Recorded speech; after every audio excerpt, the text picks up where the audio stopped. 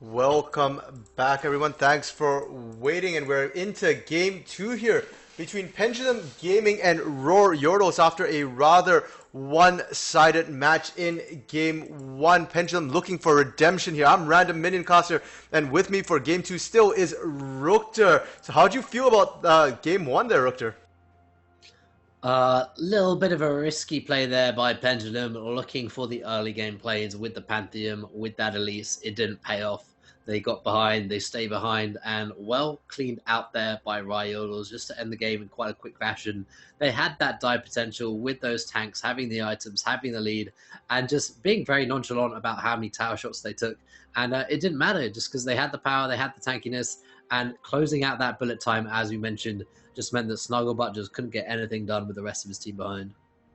Yeah, and now that we're into game two with the picks and bans up here, they're definitely changing things up. And I'm actually liking a lot of what I see here. Completely different picks and bans coming out from the side of Pendulum. Starting with that ban against Duero and Winter, the Galio and Morgana, the set ban as well against Majak. So definitely they've identified a lot of problems here from game one, and they've just started out by banning all of those things out. Yeah, a big thing that I kind of see is the power that a Nasus can have, the agency that he can have in this game.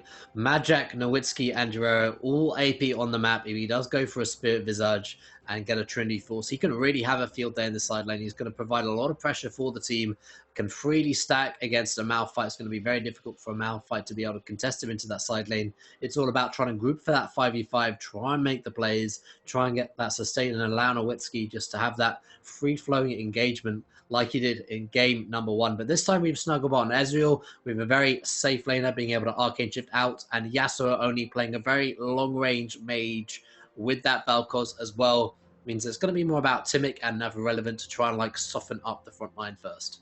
Yeah, definitely. And I think in terms of composition, Pendulum is kind of putting a lot of their eggs into that Killer Unicorns basket in that top lane. Like you said, Nasus has a lot of agency, and we criticized them game one for having no comeback mechanic, for not having any late game insurance. And this time they've got it in spades in that Nasus, infinitely stacking there in that top lane. And the rest of the team going to be able to really handle the 4v4. The Bard Tempered Fate is one of the biggest, most effective tools to stop or begin engages. It's a huge stall tool there. So if the side of Yordles decides to engage, they can just Tempered Fate, disengage, and wait for Killer Unicorns to rejoin them. And Yasuo only on that Vel'Koz. We've seen him on the Vel'Koz before, and it worked really, really well. Much better, safer laning phase. Does have to be careful for the ganks from Nowitzki on the Zac there, but should give him a lot more wave clear as well. Stall the game out because they want this game to go long. And as you said, Snugglebutt on that Ezreal, going to be very slippery, going to be very safe, going to have that poke to soften up the front line of Yordles as well. So I think it will come down a lot on Pendulum's side to whether they can stop any engages until Killer Unicorn scales up and joins them. And then on the other side, Rawr Yordles, they've got a lot of engage tools. The Unstoppable Force, the Slingshot, that will be able to get onto Yasuo only. So Yasuo only might find himself in a bit of a rough patch in fights. So it's imperative that they stop fights before they begin, rather than trying to survive in these fights, because Vel'Koz is not very mobile.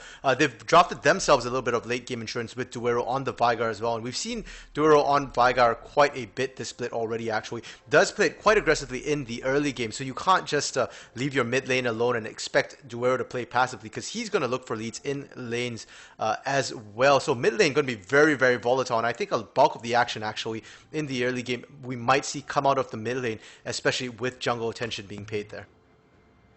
Yeah, exactly. I think you're right, Random Minion. We'll have to see how that goes. I don't expect Killer Unicorn to really want to be leaving that side lane, as you can just really push out, just have that poke out of Yasuo only and Snugglebutt just to soften up, ensure that Winter is using his heal on cooldown, try and blow cooldowns out of Guerrero and Orlando as well. Just push them back, just hold the line, not really engage with Timic, just wait for that defense out of Timic to sort of stop the full commitment out of the four-man unit, and really keep Majak just in that 1v1, try and pull pressure down for Killer Unicorn and open up the map that way. Yeah, and with that being said, we are now onto the Rift here for both teams. I mean, I'm not really expecting any level 1 shenanigans, but potentially Pendulum could look for it. Vel'Koz pretty strong at the level 1. They've got the Bard as well for the stun, but I don't think they'll really be able to find any kills if Yordlez decides to be a bit passive here. And one thing I like to note as well is the Omni Stone mastery on Bard. That's something we're seeing a lot, and Bard very versatile, able to proc almost any type of mastery that he will be served up with the Omni Stone. I like it a lot. And the mid lane summoner spells also, there's a disparity here. Duero going with the teleport, so looking for that map advantage. Yasuo only going for the barrier instead, so looking to survive the lane a little bit more, especially against the primordial burst that Veigar can put out for himself. So a bit of differences in the teams here, and we'll just have to see how that one works out for themselves, because I'm not necessarily sure that the not having teleport on Yasuo, I'm not quite sure how that's going to affect the lanes, especially when Pendulum is the one that wants to play the map and play passive stall games out here.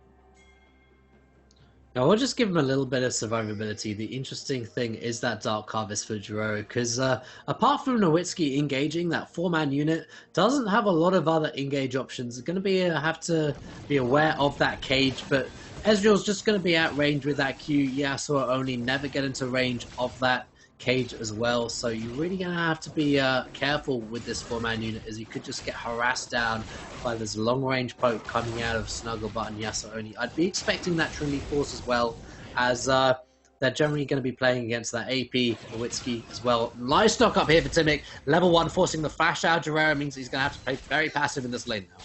And I love that instant level 2 gank from Timic. J4, as a jungler, one of the few junglers that can get that immediate level 2 after one buff gank, and I actually would have loved to see that on the Elise last game, and now we're seeing it again. That means Duero once again gonna have to lane without flash. It's gonna be really rough for him, and if anything, Veigar less mobile than the Galio, less tanky, so definitely could get bursted down in the mid lane here.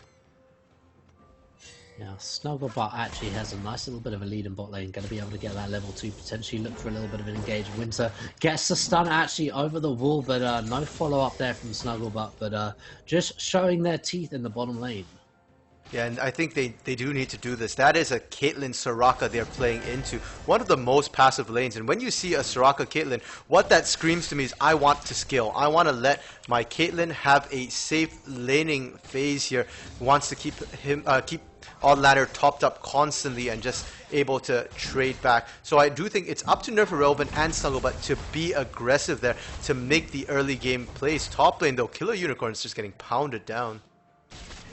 Yeah, but he's trading that for the mana of Magic. Like, Magic can't do that continuously. He's now got to wait for that mana to come back up. Doesn't have any sort of sustain in lane. So Killer Unicorn going to be able to freeze this under tower. Needs to push a little bit more minions, as this will eventually crash. He's stacked up a big wave. There you go. He's trying to thin it out there, trying to stall it at the wave, but he'll be taking quite a bit of minion damage as well in the process. Going to be able to crash. So nice push there for Magic. Just trying to deny a lot of that. Killer Unicorn now just trying to collect as much of this as he can. We have the Skull Crab here taken for Nowitzki as well, looking for something pushed out in the mid lane. So Jura has to be careful with that flash down, potentially Timic down to the bottom side. He's got that bottom warded, however, so he needs to play towards the top. Yeah, and we did see Nowitzki just sitting in the mid lane, was sat right on top of a ward actually for quite a while. Didn't realize it there, and even right now he's still once again spotted out. So Yasuo only going to be able to waste a lot of time and play really safe here, which is really good for him. And I kind of like that they're wasting time, and the fact that they're a lot more. Their positioning in the lane's a lot better this time. Last game we saw Yasuo only, we saw Killer Unicorns, they were perpetually shoved up and Timic just couldn't look for ganks. But this game we see Killer Unicorns the one to be shoved in, and we see Yasuo only as well controlling the lane, the waves a bit better, so that there is gank opportunities for Timic. He just needs to avoid stepping on the wards here. Actually an aggressive arcane shift forward for Snugglebutt. He's just trying to reset the wave. Probably has the mana for A2 if he wants to. The wave's in a good spot, as theoretically a Caitlyn can just pilt over Peacemaker that wave, get priority, push it down. Junglers are spending a lot of time hovering around this middle lane. I think Nowitzki's looking for that counter gank opportunity as well. He got that push. Veigar still doesn't have that summoner up for a couple more minutes. He's going to be able to base. He's not really farming that well. There's a little bit of fluidity like lacking here for the solo laners as well. Jiro just trying to see what he can find in the mid lane, looking for that last chapter to be able to get that mana and sustain. Yeah, and Nowitzki wasted at least 30 seconds there in the mid lane. Found nothing. Really only just picked up the scuttle in that amount of time, while we did see Timic running around his jungle, making use of that, trying to get himself a CS lead as well. So right now, it really does look like Pendulum is getting the advantage here in the laning phase across the map in the jungle. And as we mentioned, that Nasus in the top lane will want to scale. So the longer this game goes with that scaling, the better it is for Pendulum. And for Yordlez, their early game is not that strong. They've got a Veigar, they've got a Caitlyn. Yes, Caitlyn is oppressive in lane, but her kill potential isn't huge and will have a bit of a valley at the mid-game point. Same with the Veigar there. So I think right now Yordlez is in a really awkward position, and I don't think they'll have a really strong point in the game anytime soon. Oh, wonderful route onto another relevant. Here comes Yasuo, and he's level 6. He's got a lot of damage, but no knock-up to be found. Snugglebutt now there. The re-engagement from Nowitzki. The teleport coming down here for Magic as well. They're pushing in aggressively. What can they find? It was actually Guerrero coming down. Gets the stun and gets first blood down onto Nerf Irrelevant. There's so much minions getting lost in the bottom lane as well. Snugglebutt, sorry, has lost a lot of pressure down there. The Dragon's now been started. First blood over to Guerrero, and that was a good start over onto the side of Yordlez. And this is huge for Yordlez because compositionally, just looking at timing, they would struggle to find that window to sort of make things happen. But by finding this catch, they now get themselves into the lead. They give themselves agency, and if they get these leads here, they can transition them into the lane. The kill could not have gone on to a better person. It went on to Duero, and we already said Duero plays that Veigar aggressively early. He's not one of those sit back, farm and scale Veigars. He's actively looking for advantages. That's why he's taking Dark Harvest. That's why he doesn't go for the Glacial Augment, because he wants the additional burst damage. And this little boost here will give him that much more strength coming up in the skirmishes that I expect to see coming out with the mid-jungle synergy here. Yeah, that was a difficult play for the bottom lane to contest over onto the side of Pendulum. They lost a lot of minions under the tower. That means the XP is going to be a little bit different. Odlander picked up a lot of that as well. Solo, Winter level 4 as well. He's going to be able to get a big back here with that BF sword tracking back into the tier. So they're just going to be able to push. They're going to be able to get plates down into this bottom lane. Caitlyn's going to be able to play very far forward, and Winter's just going to be able to heat him up all the way.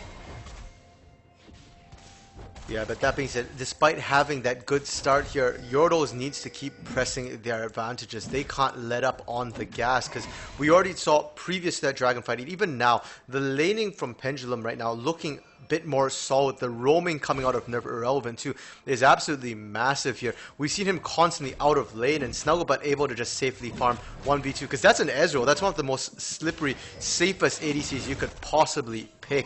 So if they continue to just let the laning phase just play out the way we normally expect, not a lot of interaction, Pendulum will end up coming out ahead.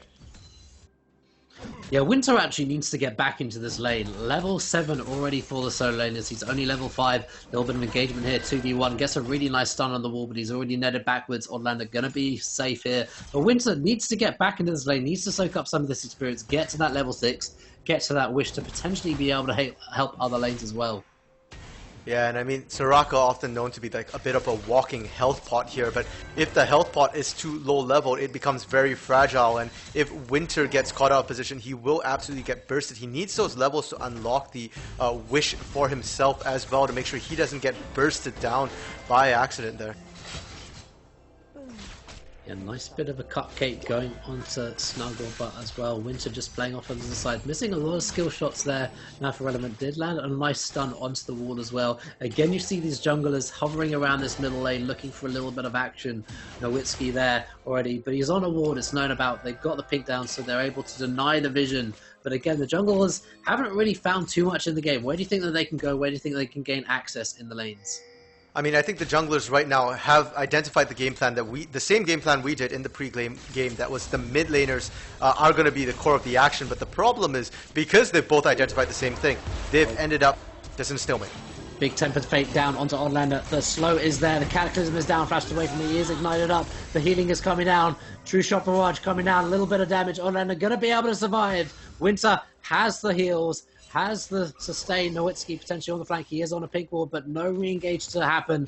And although that was a great start there, a lot of things. Rawr, however, in the mid lane looking for something. Traded up on the knockup, traded for the damage. Yasuo only very, very low, getting into kill range, has that primordial burst, flashes forward, looks for it, gets the Q, and that primordial burst. The damage was there. Rawr goes 2-0.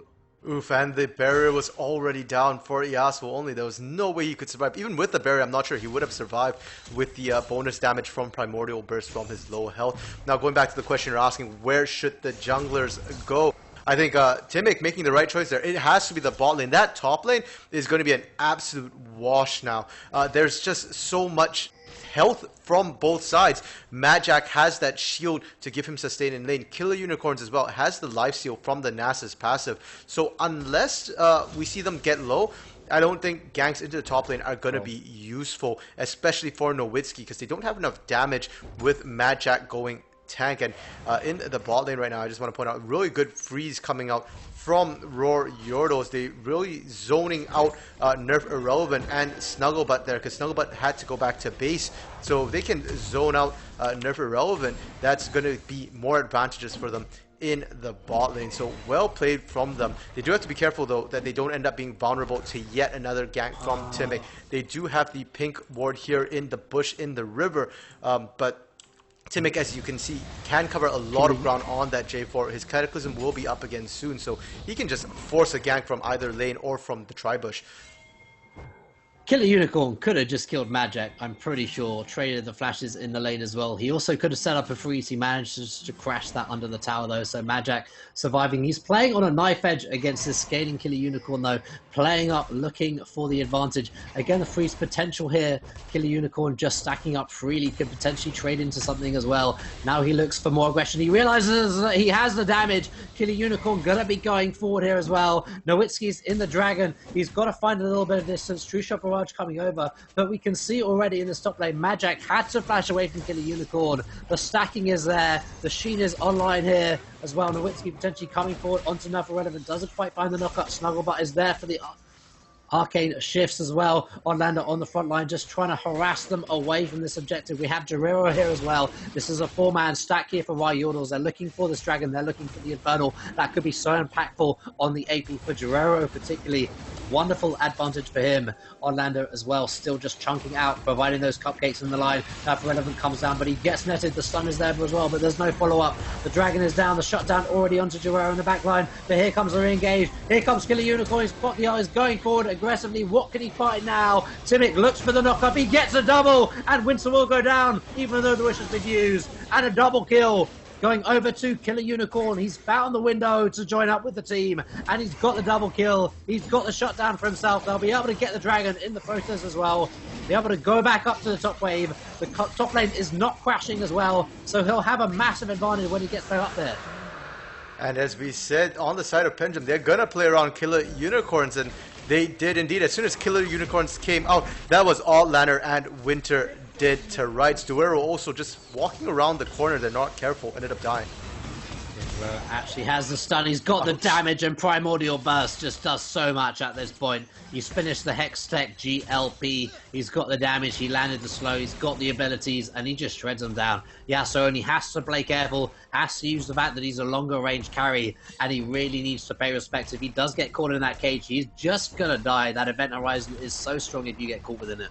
Yeah, and we had said that it would be hard for Duero to get in range to use the Event Horizon, to use the baby cage on his targets there. But when he uses that teleport, he does get the movement speed boost as well. Yasuo only needs to respect that, because normally, yes, they move at about the same speed. Yes, he can space out a little better, but with the teleport, things are different. Duero can just run right at him, get that Event Horizon down. Yeah, Majak in this lane is having such a hard time. Has that healing reduction already with that Bramble Vest, but it just doesn't matter. We've got the Trinity Force on the other side with that double kill picked up into the bottom side of the map. Killer Unicorns is officially online. I don't even think you can send a Nowitzki up there. You can probably 2v1 at this point, really. We have that finished item, though. We have that Thornmail just to be able to slow the pace of the game, but Majak really can't answer for damage. I think Killer Unicorn is going to have a field day in this game from now on.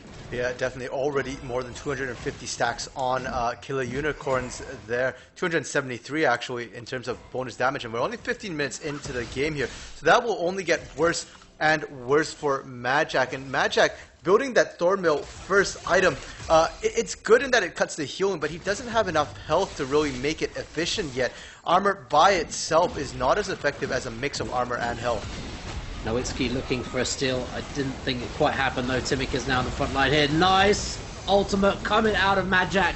He's in the fray. The passive has come down for Nowitzki, but can they defend it? Killer Unicorn looking very, very low, but so is Majak. Majak, the 1v1, having to flash away. But there it is, the last little bit of tick. Yasuo only falling yet again for the third time to the Primordial Burst. And Guerrero is really starting to run over the game. The collapse was good. The Rift Hell going over to Timic, however, means that they can potentially push for a tower. The plays have already down, as we're already 16 minutes into this game. Yeah, and despite Killer Unicorns being ahead, his mid and his jungle are not ahead. And that showed in that fight. In a 3v3 fight, Rawr Yordlez still stronger right now on the top half of the map. Pendulum is going to have to pay attention and respect that. They did manage to pick up the Herald though, so at least they got a bit of silver lining on the cloud there. Timic holding on to the Eye of the Herald, and he can decide where he wants to put it and potentially try and get first start, because right now, top lane. Yeah, Timic under tower with the Thornmail means that he's already sort of tanking up the damage from there. Timic trying to trade for that 1v1, but he's level 9, and he is that armor champion, and we do have that Thornmail already picked up there for Majak. So creating that advantage with the tower shots, but also saving his life, as the damage isn't there for Timic to be able to capitalize. Yeah, and Timic needed to be there to save that turret as well, or else first start could have just gone the way of Rawr Yordlez real quick there. Majak did get quite a bit of alone time with that turret on the dragon fight that we last saw, where Killer Unicorns picked himself up a double kill, so did get it extremely low. I do expect to see Killer Unicorns put a ton of damage on this turret, though. He has the Triforce with the Q, should be able to shred it quite quickly for himself. And they are playing aggressive in this bottom lane. True Shot Barrage as well. That probably means that we have a back there for Snuggle, but he does sitting on 1300 gold, so he can back for Sheen as well if he chooses to. That would be a really nice power spike to match the Stormrazor coming out of Oddland already. Seen a few nerfs in the day. Only 50 attack damage on that items means that that bump of Mana Mune and that Sheen will be a nice trade into that. And Ezreal's definitely scaling up into this game slowly. Not a lot of CS discrepancy between Oddlander, who could have potentially really capitalized on this laning phase and engage into the mid lane though. Nowitzki can't quite find the knockup. The Event Horizon not going to land as well, but here comes Killer Unicorn up into the top lane. Fights all the way around the map. Few of the sands now being popped. Majak trying to survive, trying to kite back to his tower. He really doesn't want to use his unstoppable force defensively. Going to be able to secure it, but just farm going all the way to Killer Unicorn. Gets to slow, tries to find a little bit more, but can't do. He's expended a lot of mana in the process, but he's just got so much priority in this lane now. And one thing I want to note is the gold here in the top lane. They're actually pretty much dead even, so it's just the items and the skills here from both these champions really making the difference here. Nass is just able to continue pounding away, but he is out of mana now. Does have to be careful, because a lot of the damage coming from that Q, and his Q does cost some mana. But bot lane engages the bottom lane, finds that stun. Wonderful engagement out of Never Relevant. Tries to use Temper Fate. There's literally just to block the tower. That was a nice little bit of a sneaky play. They're going on to Oddlander, who flashes forward, but here comes the defense. Guerrero is there first. He gets the killing spree over onto Nerf Irrelevant. Now they're disengaging. Unstoppable Force uses the top lane, looking for Killer Unicorn. He thinks he could trade for it. He needs one more auto. He gets it as well. True Shot Barrage coming over into the bottom lane as they're looking to re-engage with Nowitzki. Baby Cage is there already. Snugglebutt gets rooted up there. Joined there as well. Orlando is solo. He can't really infect the fight. Nowitzki has to run away from the life disintegration ray, but it's traded for the jungler. Timic will fall. and just wow, so much action. Top lane turret gonna go down as well. Another kill for Duero on the just fadeaway pickup there for himself. Duero is a beast. He's 7-1 right now. Can we say mid difference this game? Yeah, he is looking very strong, Random Minicaster, and he just pops Yasuo only. He was like shooting a little bit too forward. As we said, the range needs to be respected here. Yasuo only and Snugglebutt just have to play so carefully. They're not really playing to their win condition. Timic's looking for the aggressive plays. We saw that under the tower, but it just gets turned around and capitalized. Jura has a lot of pressure in this mid lane. He had the priority to be able to roam quickly, and he does so with great effect.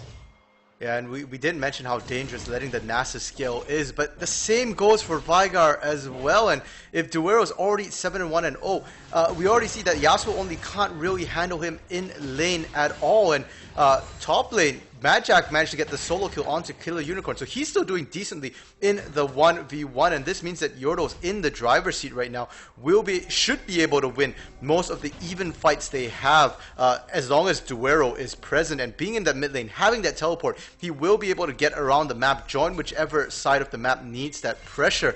And I think Yordlez will do well to be able to take advantage of this fact here that they've got the strength on Duero. I would like to see Duero go up and try and get a kill or two onto Killer Unicorns before he starts building his magic resistance. He already has the Kindle gem, and I'm going to assume that that's going to be building into the Spirit Visage for Nasus in the top lane here. Yeah, aggression again by Timic, looking for it. The Cataclysm coming down yet again. The Tempered Fate coming through, but this time it works. This time there is no security here for Oddlander. He will finally fall. Timic going to take one more tower shot. Has to force a little bit of healing. I think that came out enough relevant. Duero up into the top side as well, pushing ever more. We have the Majak actually, who has priority in this lane currently. We have Killer Unicorn, has to force his flash away into the top side, but now he comes back to lane. Level 12 to level 14, so Majak is actually having a really good game. He's now finished that Sunfire Cape. He's also got that Glacial Shroud. So he has so much armor already up into the game. If we look at his stats, can't quite see it over there from the chat. He's got 392 armor already. That means it's going to be very slow for Killer Unicorn to kill. Here comes Timic as well. He's got that red buff for the slow. Can he potentially use it? He's already Cataclysm down to the bottom lane. That means that he can't use too much. We've also got a Unstoppable Force if they need to, but here comes Nerf Irrelevant. They're 3v1ing right now, potentially going to go over the wall, but here comes Duero as well. He finds the cage already. The Event Horizon doesn't quite hit onto Nerf Irrelevant as he's able to get back to his team. They're now pressuring up into this top side. They're looking for it. They're looking for this blue buff as the double pair of Yordlez push towards that bottom lane. They're looking to trade for this tower. But here comes a stun. Already down. Yasuo only has to disengage. Nowitzki comes over the wall. The stun is there for Nerf Irrelevant as well. Now they're trying to re-engage. Duero is so much power to the team. They have to respect it, and they just back away from the play.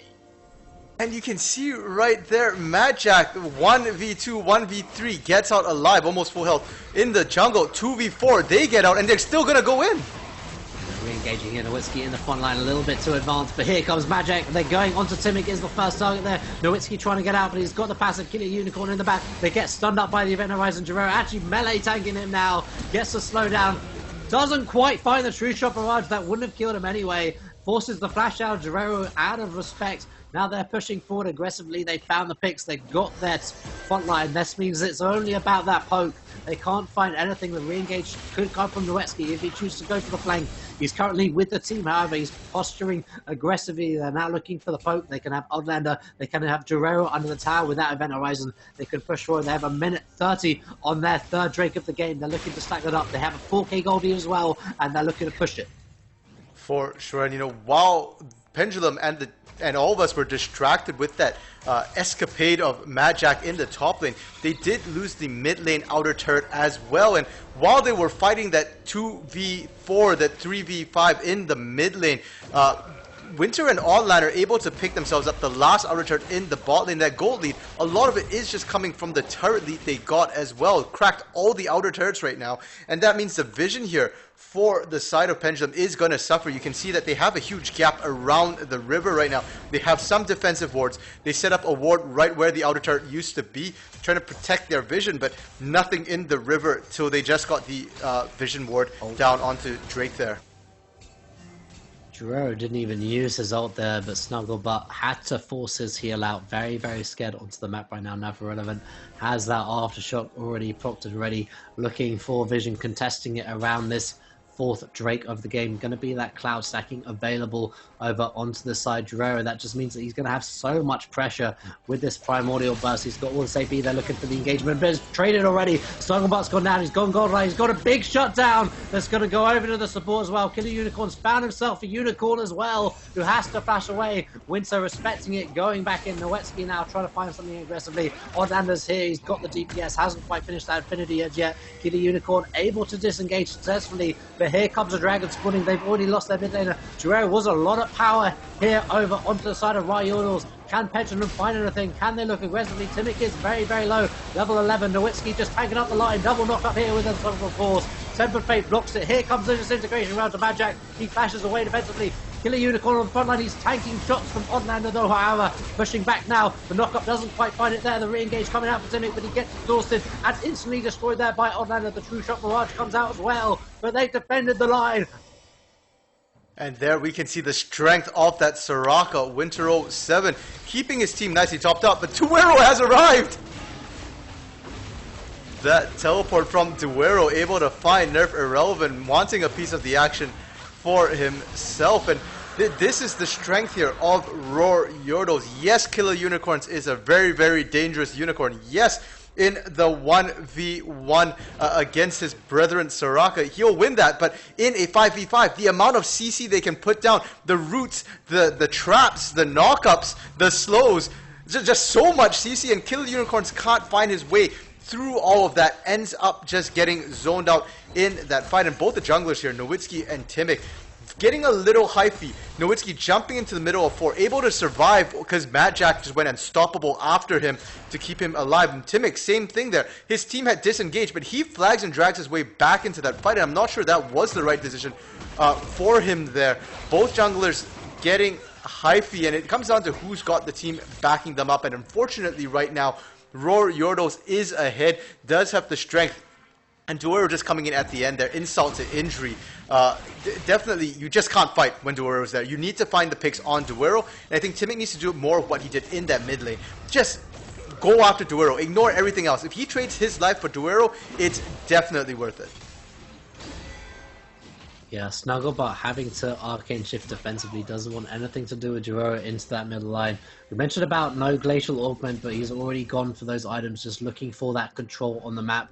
What I kind of want to see is Killer Unicorn having that threat into the side lane, having that presence to be able to go bottom lane. He does have that teleport available.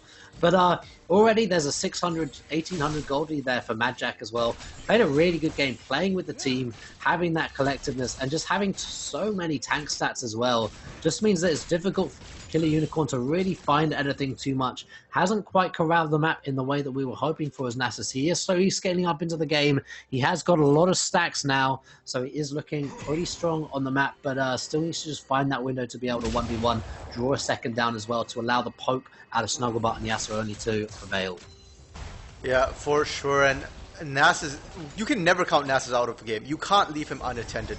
Yes, he is behind by, as you mentioned, I think about 1,500 gold there, or sorry, 1,800 gold, you said. Yes, he is behind, but if you leave him unattended, those stacks will keep stacking, and that doesn't show in the gold score, but it is effectively free gold for him on those stacks. He does have the teleport available, and Yordle's looking like they might want to start Baron here. They have to be careful. This, if any place, is the one place where they might end up throwing the game here. Yeah, they're going to start up the Baron here. Winter already takes quite a big poke out of Snugglebot, who's just trying to poke aggressively. Jarrell on the front line now as well. Killer Unicorns proc the Fury of the Sands. He's looking for this 1v1 in the bottom lane. But Majak is level 16. He can kind of shrug this up. He's up against the tower. Can't really dive him just yet. That means we're back onto the Baron play. Nowitzki now having to disengage there. Really nice little bit of disengage coming out. Looking for that redemption. Trying to just burst them down.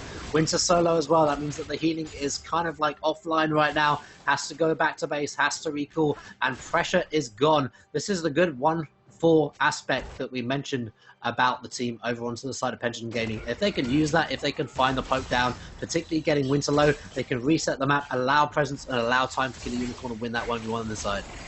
Yeah, definitely. And right now, props to Majak, because as long as Majak can soak that pressure, as long as he can handle the 1v1 against Killer Unicorns, and right now he's got 2-level lead as well as the gold lead. The 1-4 split is not going to be effective for Pendulum. It's effectively just going to be Killer Unicorns farming under turret, and that will mean that Killer Unicorns has to overextend, will be vulnerable to ganks, and Pendulum is doing really well to stop that Baron take from Rawr Yordlez. It wastes time for Rawr Yordlez, gives Killer Unicorns more space to safely farm up those stacks, because that's going to be their win condition here. And now Snugglebot has completed the Mura mana there for himself. It is fully stacked, looking like he's actually going to go for the Triforce this game here. And I actually do think the Triforce is the better pickup rather than the Iceborne Gauntlets at this point in time. He needs to have the damage to try and kill either Winter, Duero, or All-Lantern. If he can't kill one of them, they're going to struggle a lot, because if Winter stays alive, he can output damage. And now, everyone might be caught here. Really nice little bit of a journey away there for Nerf Irrelevant to be able to get back into the game. Dragon is spawning in 20 seconds. That means they're contesting all around this. Nerf Irrelevant gets poked down yet again, but now they're on to Winter. Guerrero's already found one. Can he find another? Winter's the target here for Timic, but on the side lane has to flash away. Guerrero really nice over the wall. Managed to find it. Snugglebutt now gets stunned up by the Event Horizon. Snugglebutt is so low on the back end of it. Unicorn gets exhausted. He's trying to 4v1. He's trying to find Guerrero, but he just can't. On Lander as well. Manages to secure that. Nowitzki going back in. He's looking to continue the fight. Ace and Hulk comes down onto Timic. The knock up there doesn't quite find it. Yasuo only now kiting back, trying to create space. But here we go. Yordlez have found the space to be able to take this dragon. I think that was just a disconnect in communications there from the side of Pendulum. They burnt the Tempered Fate, missed the Tempered Fate right off the bat. The disintegration ray from Yasuo only, also not able to find its target. And then Timic just going in hard on Winter. Why Winter? Out of all the targets, Duero needs to be the priority there. Yes, Winter can be a pain, can heal his teammates up, but if you zone him out, that's good enough. Duero was separated. They should have taken him down. He's the one with the bounty, with all the gold for his team there, and because of that miscommunication, that's going to be Cloud Soul going over the way of Yordlez, and that's going to be huge for them. It will allow them to kite back that much better against Killer Unicorns. Will give Nowitzki and Majak the ability to run amok in the backline that much easier. Yeah, they're going on to Nowitzki here, stolen out the skull as well. That was a fantastic flash over the wall. Here comes the teleport as well. This is Guerrero coming out into the back, as you said, the move speed there from the home guards, being able to just corral himself around Nowitzki, who finds a re-engage onto Nerf Irrelevant. They don't quite find it with the Event Horizon as well. Now they're pushing forward aggressively. We have this ever-stacking side lane though. Killer Unicorns now up to 675 stacks, so looking strong in that side lane. But it's not really about the side lane, it's about the fight right now. Nerf Irrelevant gets stunned up. Here's the burst. Doesn't quite find it, however, used the Primordial Burst, thought he could get the kill, but the security from that Gargoyle Stone Plate you saw in full effect, managing to be able to secure his life, and that's a big cooldown burn. But as you said, the stacking out of Cloud Dragon means that Primordial Burst is only on a 33-second cooldown. Yeah, that's absolutely massive, because he's just going to be able to keep repeating that. The Gargoyle Stone Plate on a much longer cooldown here for Nerf Irrelevant. So next time he gets caught, he's going to go down instead. 90-second cooldown. So you can effectively get 3 primordial bursts in the time it takes for that plate to come back up. And I think right now Pendulum Gaming has a small window. They have the teleport advantage on Killer Unicorn. Send him to split push. That's a free turret in the top lane there. It's less than half health. Killer Unicorns can farm out, can get free gold for his team. And they can also effectively try and stop this Baron take as well right now, because despite how strong Yordlez is, Duero not necessarily the strongest champion for a Baron take. Yasuo only gets the blue buff, but he's potentially going to play for it with his life. Yes, he does. Duero finds it, traded back onto the blue buff as well. Nowitzki was trying to steal that away. Now that means that the mid laner is open, his flash is down, his life is forfeit, and they will start the Baron buff here for Yordlez. They're pushing the redemption there just to be able to spot it out, but doesn't really matter too much. They don't have pressure in the bottom lane as well. Killer Unicorn not in a tower currently. That means they're not able to trade for anything. Here comes Winter just being able to secure out the exit. No Tempered Fate here for the re-engage. Snugglebutt is not on the case. Looks for that True Shot Barrage, but it is too early. 2,000, 1,000 health on this Baron now. It will go down to Yordlez. They will be able to secure that. They'll potentially be able to save their mid lane as well. They're pushing, they're trying to rotate to it. Winter potentially looking quite aggressively on the front line here. Needs to wait for Nowitzki to come in the line. Now he's coming through, and they've secured the vision and the pressure in the mid lane. And this is absolutely massive for Yordlez. This might be the beginning of the end for Pendulum here. That catch onto Yasuo only.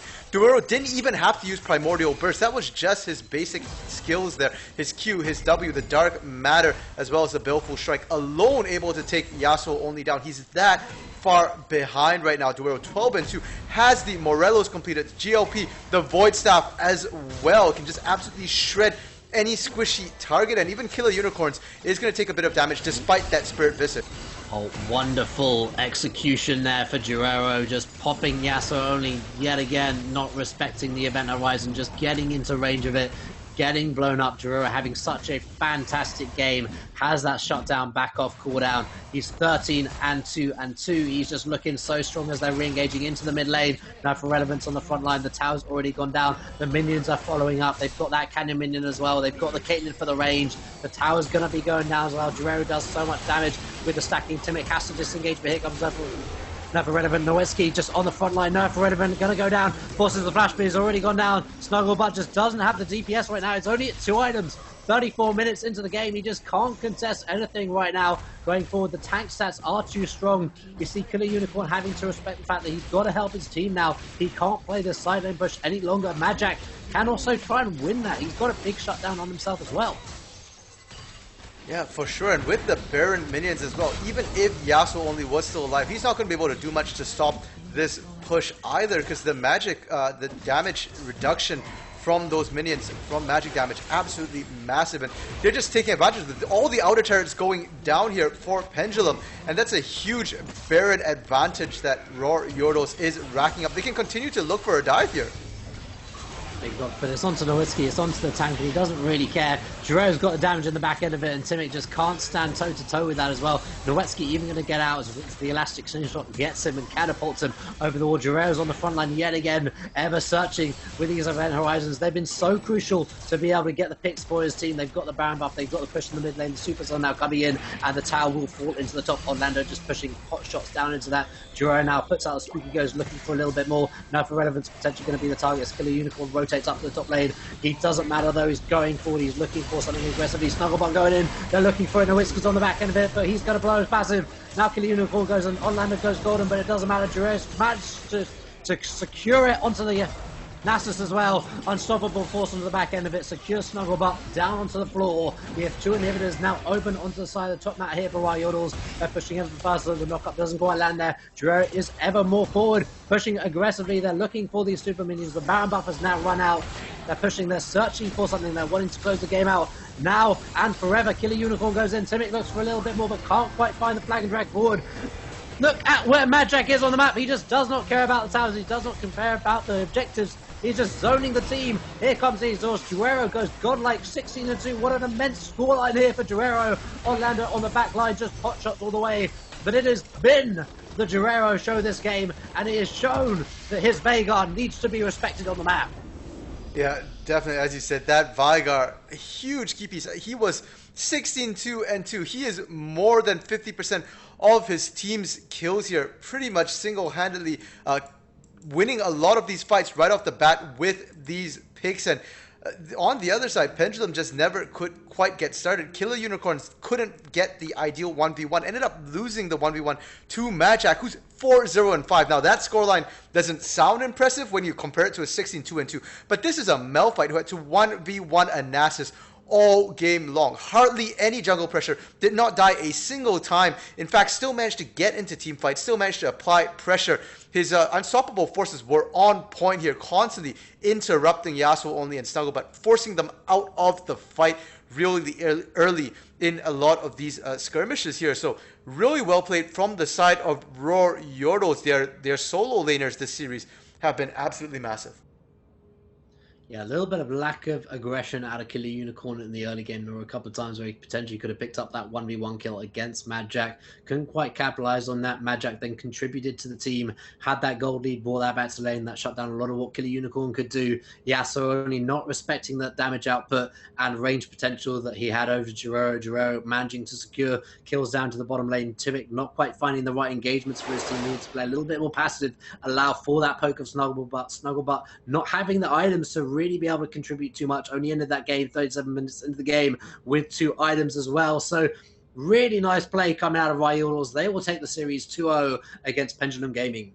Yeah, and this series has another note of import, was that both these teams up to this point had won all their series. So this is their first head-to-head match, and it looks like Rawr Yordlez looking like the strongest team right now in the silver division.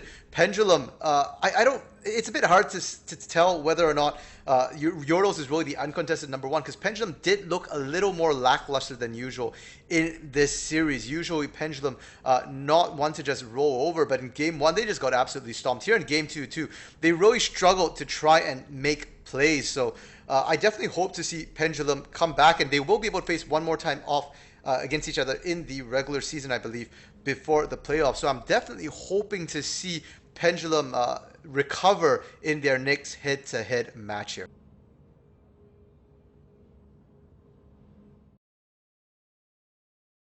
And with that, that is the series concluded between Pendulum Gaming and Rawr Yordlez. That will be it for now. We still do have another game that will be cast in a couple of hours here, 5 p.m. Eastern, between Glacial Academy and Hype Esports. So hope that you guys will join us for those games as well. Besides that, thank you very much for tuning in, and from all of us here at Coalition League. We appreciate you guys listening in, and we hope to see you guys soon.